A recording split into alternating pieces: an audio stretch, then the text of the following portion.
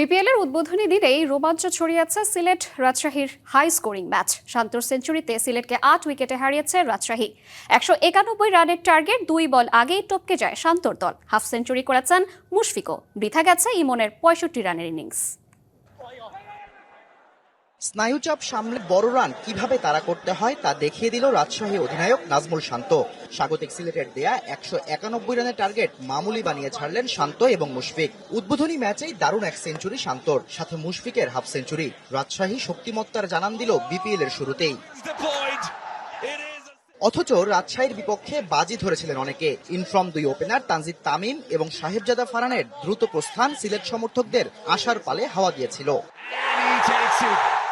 এরপর শান্ত মুশফিকের অবিশ্বাস্য ব্যাটিং ম্যাচকে একপেশে বানিয়ে দিয়েছে। 2 উইকেট হারানোর পরও আধিপত্য দেখিয়ে ব্যাটিং করেছেন দুজন। আগ্রাসী ব্যাটিংয়ে প্রতিপক্ষের উপর চাপ বাড়িয়েছেন রাজশাহী অধিনায়ক। ডাবল ধামাকা অফার, ওয়ালটন ল্যাপটপ পাওয়া যাচ্ছে নতুন ছাড়কৃত মূল্যে। 50-র পরও অদম্য শান্ত ফিনিশিং এর দায়িত্ব নিজ কাঁধে নিয়েছেন।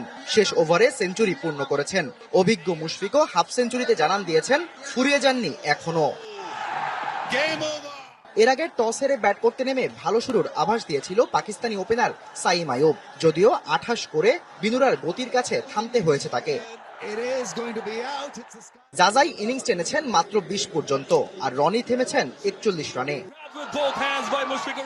এরপরই ম্যাচের দৃশ্যপট পাল্টে দিয়েছেন পারভেজ ইমন এবং আফিফ হোসেন। রাজশাহী বোলারদের নাভিশ্বাস তুলেছেন ইমন, আফিফ দিয়েছেন যোগ্য সঙ্গ।